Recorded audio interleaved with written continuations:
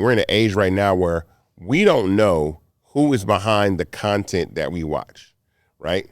So when you're looking at a platform like WorldStar and they're sending you all this content, please understand that WorldStar is not owned by anybody black, right? It's owned by a white company that also owns Genius, that owns DatPiff, that owns Kick, that owns a bunch of brands together. And so right now we're going to talk about Judge Faith and Kenny Lattimore, who are striking back because there are a series of YouTube channels that have posted defamatory content about them over the last few months, and they filed a lawsuit to stop this. So they filed a lawsuit in Los Angeles County against anonymous YouTube creators who allegedly published fabricated quotes, fake court documents, AI-generated audio and video, and monetized through clickbait targeting their family, marriage, and reputations. But it doesn't stop there. As I said, it's a part of a larger pattern of platforms that brand themselves as urban or black media outlets positioned to look like they serve black audiences. Yet in many cases, they are not. They're not owned by anybody black. In fact, in the video that Judge Faith and Kenny Lattimore were talking about, they were pointing out a couple examples of this one platform called Star News. And it's a black entertainment site. It's owned by a guy in Pakistan that posts defamatory content attacking black people. And another one called Black Tea, right? A YouTube channel that talks about creators. And they are owned by a Russian dude. And so I know we consume this content, but just because it looks like it's black owned doesn't mean that it's black owned. And we always had that conversation, is Fanbase really black owned? Yes, we are. The cap table is very, very African American. I am the founder and CEO. It's owned, but you don't know who is behind worldstarhiphop.com.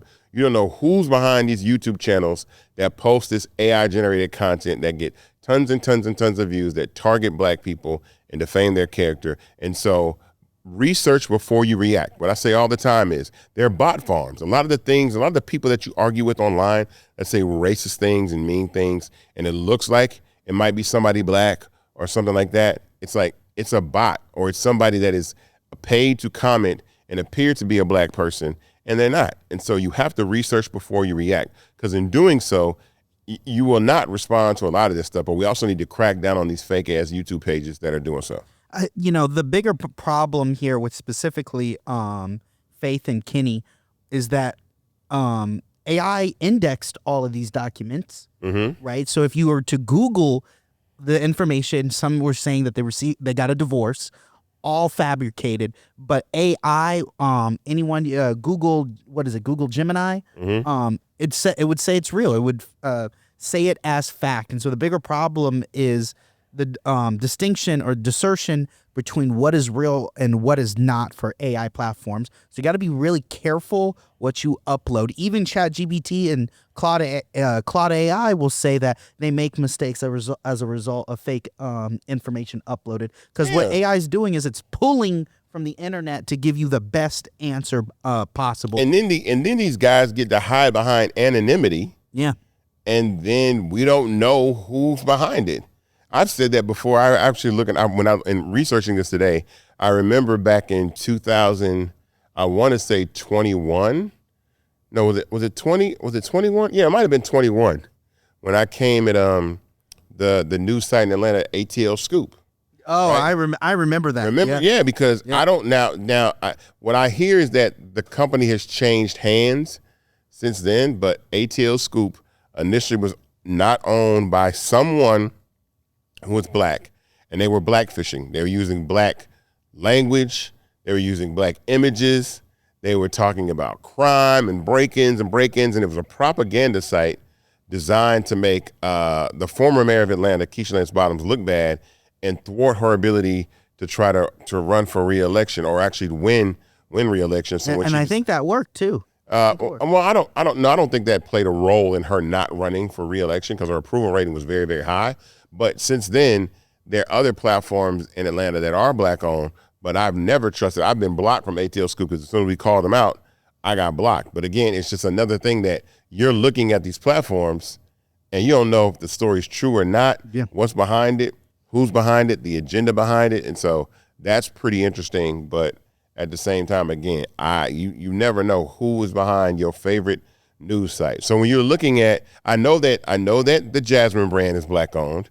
I know that Baller Alert is black owned. I know that Butter ATL is black owned. I know that Spiritual Word is black owned. I know that the Shade Room is black owned. So I know the sites that I do know that are black owned.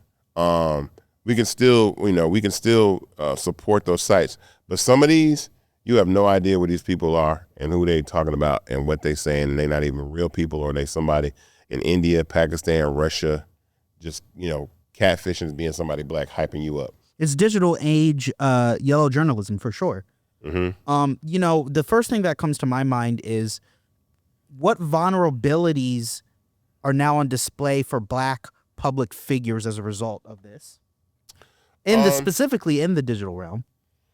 I mean, I think this is probably happening on. I think this is happening to every type of people. It's just that Faith and Kenny are handling it for black culture. But I think for any, public figure, the ability now to create content, especially with things like Sora, especially things with AI, fabricating divorce decrees. I mean, imagine that these platforms can fabricate drug tests, STI tests, arrest records, all kinds of stuff. Put them up, clickbait. Google and YouTube are making tons of money off the advertising of the clickbait of people watching this content, and it's not even real. And that's the problem. It's like they're monetizing defamatory content against the people that whose lives is affected. So I think that's not good at all. I think regulation is gonna happen. Something that I was reading the other day is that YouTubers will no longer be able to monetize off of deep fake movie trailers. Good. Using AI.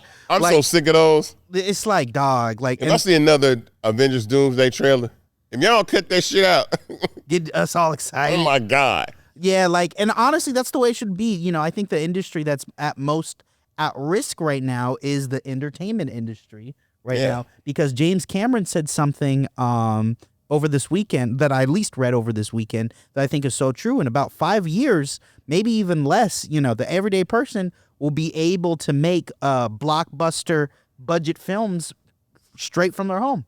Teams of one. And I think, going back to your earlier point, I think authenticity is going to be reality is going to matter. Game. Yeah, people are going to want actors to act in films. They're not going to want. I mean, there'll always be a half and half. Half the world's going to love it, like, yeah, I want to watch AI generated movies all the time, and the other half is like, no, I really want to know if that was Timothy Chalamet. You know what I'm saying? Yeah. If that was Jonathan Majors, if that was whoever the actor is really acting the role out that they did, because acting, art is music. All these things are crafts that should be protected and upheld. Something I was reading that hit the headlines the other week in these last few weeks is there's an AI generated actress named Tilly Norwood. You might have saw this. Who was there was discussion about her being signed by a talent agency. The agency was not disclosed to the best of my knowledge, and it caused some backlash from Hollywood and especially SAG-AFTRA, which just went bananas, as they should. Because come on, guys, let people do their jobs, right? The whole point of art and creativity is for the ability to be creative and to bring humanity to whatever project you're doing. And what's the point if it gets taken away? I want AI to do all the things I don't want to do. Laundry, cleaning, I don't want them to create my art, which is on a base level, an act of humanity in and of itself. Correct. I could we often debate this. My favorite Isaac Hayes song is "Pursuit of the Pimp Mobile."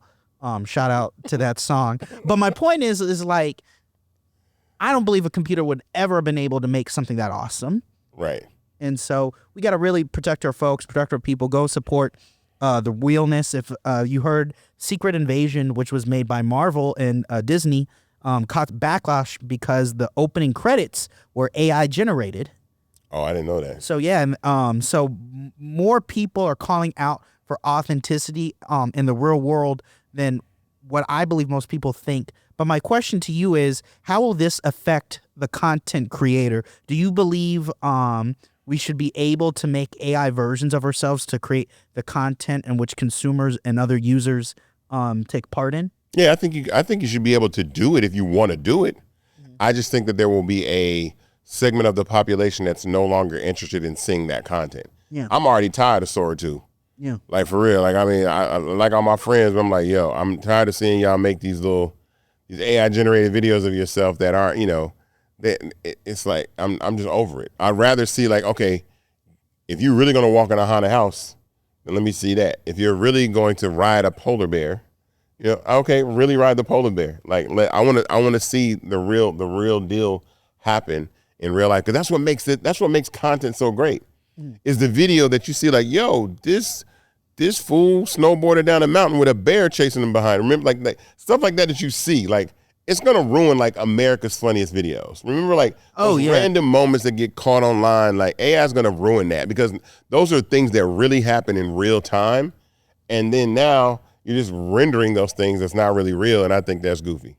100%, man. I mean, you taught me when it came to content creation, simpler the better. Absolutely. Oh, yeah. I like, I used to have the belief that things needed to be Lord of the Rings. No. When you could just really just vlog it, and it has just as much as a chance of getting views as anything else. Like, what were we talking? I wish I can remember the exact thing, but I believe it was some movie earned less than a creator did, and I was like, oh yeah, they probably did it for a third the budget. So